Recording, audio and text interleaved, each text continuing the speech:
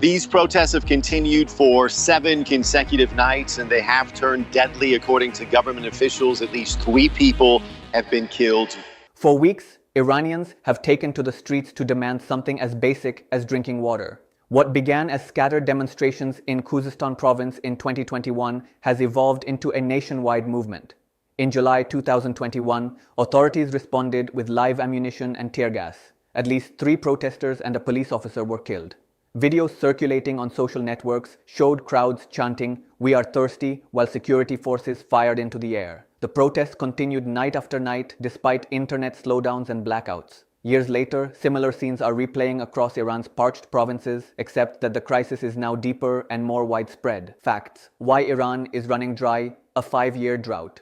Over the past 5 years, Iran has experienced persistent drought. By mid-2025, precipitation was roughly 45% below normal, with only 7 inches of rainfall in water-stressed Tehran province. The National Center for Climate and Drought Crisis Management warns that key cities, including Tehran, Isfahan, Yazd, and Kerman, are on the edge of arid desert. Reservoirs are drying up. Inflows to dams have fallen 37% compared with the previous year, and stored water volume is 18% lower. 7 major dams are at less than 10% capacity. Tehran's main dam complex holds only 24% of its capacity, meaning the capital could run out of water within months. Rainfall deficits and higher evaporation rates due to record heat have sharply reduced hydropower generation. Hydropower normally accounts for about 13% of electricity, but drought has forced blackouts. Mismanagement and over-extraction. Decades of poor planning have exacerbated the drought. Iran uses 83% of its renewable freshwater resources, far above the international sustainability ceiling of 40%. Agriculture consumes the lion's share, roughly 90% of all water, often using inefficient flood irrigation methods. Per capita, urban use can exceed 300 liters per day in Tehran. Groundwater provides around 60% of Iran's water supply, but extraction occurs 3 times faster than natural recharge. The result is subsidence. The ground under many Iranian cities sinks by tens of centimeters per year as aquifers collapse. Overall, 44 major dams are now considered critical, 66% of wetlands have turned into dust storm zones, and over 30 provinces experience land subsidence. Climate change. Iran is warming roughly twice as fast as the global average. Some regions have already experienced temperatures above 50 degrees Celsius. The Iran Meteorological Organization estimates that 97% of the country faces some level of drought. Scientists project average temperatures could rise by 5 degrees by the end of the century, rendering large parts of the country uninhabitable. Demographic and economic pressures. Iran's population has nearly quadrupled since the 1979 revolution, increasing water demand dramatically. Today, around 71% of Iranians live in areas that consume 70% of the national water supply. Poor, rural, and minority communities have been hit hardest. More than 800,000 people have already been displaced by environmental degradation, with 10,000 families leaving the drought-stricken city of Zabul. Experts warn that 50 to 70 million people, over half the population, could be exposed to at least one extreme climate event every year by 2041 to 2042. Speculation, mismanagement, or malicious intent. Iranians are increasingly asking whether decades of development were designed to improve lives or to enrich elites. Starting in the 1960s, Shah Mohammad Reza Pahlavi embarked on an American-style dam-building spree. Concrete dams became symbols of modernity. After the 1979 revolution, the Islamic Republic kept the same obsession, building over 600 dams in 3 decades, making Iran the world's 3rd largest dam builder. Revolutionary Guard-affiliated companies like Khatam al-Anbiya received lucrative contracts without proper environmental assessments. Some Iranians now argue that these projects were less about irrigating farms and more about enriching the IRGC and politically connected industries. Water was diverted to factories and sugarcane plantations owned by elites while rural villages went dry. Critics claim that the regime deliberately used dam construction to create dependency on the central government. By controlling the flow of rivers, Tehran could reward loyal provinces with water and punish dissenting regions with drought. Evidence for this remains anecdotal, but the perception of water as a weapon resonates among protesters. Others go further, alleging that some of the water shortages are engineered. Videos from Khuzestan have circulated online, purportedly showing water being diverted at night to private reservoirs or exported to Iraq and the Gulf states.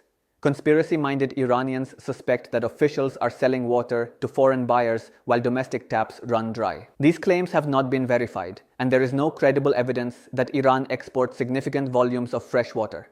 Nevertheless, the opacity of water management fuels distrust. The human cost, protests, and repression, the combination of drought, mismanagement, and perceived injustice has produced repeated waves of civic unrest. In July 2021, protests erupted across Khuzestan. Human rights organizations documented security forces using firearms and live ammunition.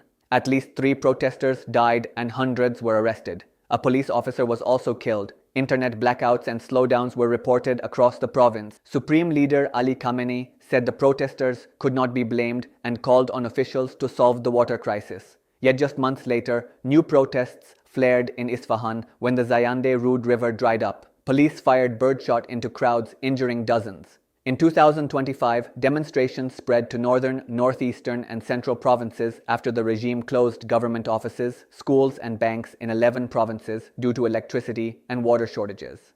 The protests were notable for their concentration in industrial and agricultural towns, where power and water outages directly threaten livelihoods. As pressure mounted, Iran's authorities resorted to digital repression. In mid-2025, activists and internet monitoring groups reported that 27 out of 31 provinces experienced near-total internet blackouts for days. In areas with partial access, connectivity lasted only a few hours before authorities cut it again. Officials justified the shutdowns by citing security concerns and the need to prevent false rumors. Meanwhile, power shortages compounded the crisis. In August 2025, Tehran's governor ordered a full-day closure of government offices due to electricity shortages. Dozens of citizens reported internet disruptions and service breakdowns. Irancel's CEO warned that with daily power cuts, mobile towers could not recharge, leading to 3-hour daily internet outages. Dams, marvel or menace? Iran's dam-building spree was meant to bring prosperity, but ended up accelerating scarcity. Dams fragment river systems, prevent wetlands from recharging, and cause massive evaporation losses. Lake Urmia, once the Middle East's largest saltwater lake, has lost 90% of its volume since the 1970s. The Hamoon wetlands on the Afghan border, once among the world's largest wetlands, have largely vanished.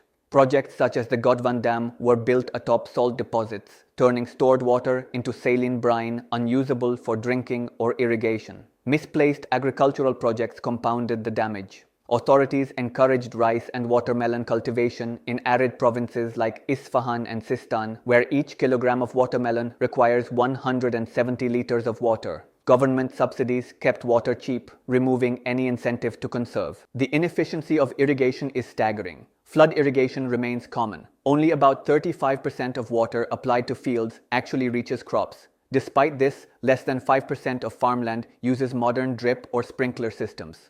Moreover, 43% of agricultural water comes from groundwater. When farmers drill ever deeper wells, the land sinks. Neighbors at odds, transboundary water conflicts. Iran's crisis is not confined within its borders. The Helmand River flows from Afghanistan into Iran's Sistan-Baluchistan province. Under a 1973 treaty, Afghanistan is supposed to deliver 850 million cubic meters of water annually to Iran. Yet Afghanistan has built dams like Kamal Khan and Kajaki to store water, prompting accusations from Tehran that the Taliban are violating the treaty. In May 2023, deadly border clashes left at least 2 Iranian and 1 Afghan guard dead. Iran closed a major commercial crossing and warned that it would not allow the rights of its people to be violated. Afghan officials argue they too face drought and need the water. According to the UN's Food and Agriculture Organization, 97% of Iran faces some level of drought. Afghanistan contends it cannot release more water when its own reservoirs are empty. At the same time, Iraq accuses Iran of diverting rivers feeding the Tigris.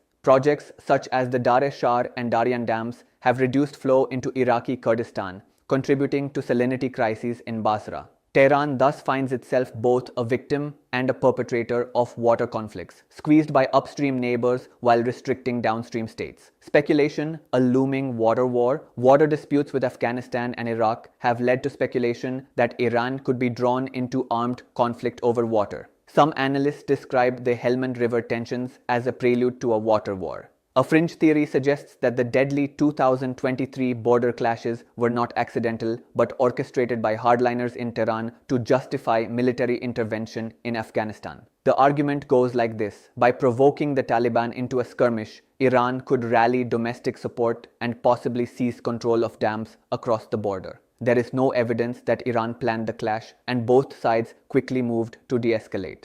Nevertheless, the idea of an impending water war underscores regional anxieties. Similarly, Iraqi officials whisper that Iran might be weaponizing water to exert influence in Baghdad. Some Iraqi activists claim that Tehran deliberately closes tributaries during the summer to pressure Iraq over oil and security issues. Again, there is no verifiable proof, but the opacity of Iran's water policy invites suspicion. Corruption, greed, and the IRGC investigative reports and parliamentary inquiries suggest that Iran's water crisis is not merely a story of environmental misfortune, but also of corruption. The US Treasury-sanctioned construction arm of the Islamic Revolutionary Guard Corps, Qatam al-Anbiya, has profited from dam building and river diversion projects. These projects often circumvent environmental review and channel water to politically connected industries. Even regime-aligned media have accused the Energy Ministry of worsening the crisis through unregulated dams. Critics argue that powerful stakeholders benefit from concrete and steel contracts while ordinary farmers and villagers pay the price with dry taps. Dissidents allege that the IRGC intentionally disrupts water supplies to punish restive provinces, citing periods where water flows mysteriously drop after protests. Some even claim there are secret pipelines sending fresh water to Gulf monarchies in exchange for cash, leaving Iranian reservoirs empty. No credible evidence has emerged to support these conspiracies. Yet in a country where official data is scarce and state media often lie, rumors flourish. Energy shortages and digital darkness. Iran's water crisis is closely linked to its energy woes. Hydropower plants provide around 13% of electricity.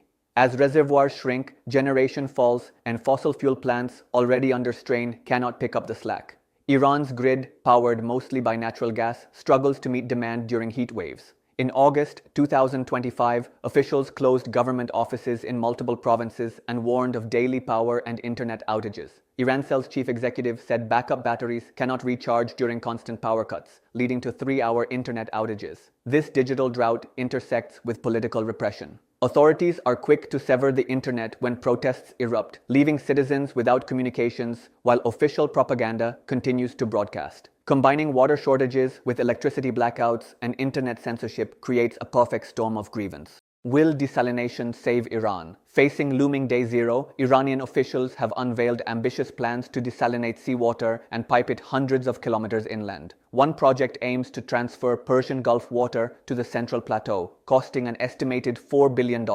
Another would move water from the Gulf of Oman to Khuzestan and Balochistan. Yet desalination is energy intensive and leaves behind highly concentrated brine harmful to marine ecosystems. Operating a single desalination plant can cost $400 million per year, about the entire annual earnings of Isfahan's agricultural sector. Meanwhile, hydrologists warn that desalination cannot refill depleted aquifers or revive dried-out lakes. Iran's water crisis is a classic case of environmental degradation meeting political failure. Facts show that mismanagement, over-extraction, and climate change are pushing the country toward ecological collapse. Speculation and conspiracy theories about secret water pipelines, deliberate sabotage, and impending wars thrive in a context where trust in official data is low. Whether or not these rumors have any basis, they reflect a profound loss of faith in the government's ability to provide basic services. The crisis will not be solved by building yet more dams or by praying for rain. Experts urge the government to modernize irrigation, enforce groundwater regulations, and engage with neighbors to prevent water wars. Without swift action, Iran may face mass displacement and uninhabitable cities. Even if desalination offers a temporary lifeline, structural reforms are essential to avert disaster. Ultimately, Iranians are asking, if the Islamic Republic cannot keep the taps running, what legitimacy does it have left? Will millions of thirsty citizens succeed where sanctions, sabotage, and uprisings have failed? Or will environmental catastrophe tighten the regime's grip as water becomes yet another lever of control?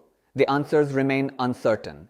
But one thing is clear: Iran's water crisis is no longer a distant threat. It is a present existential challenge.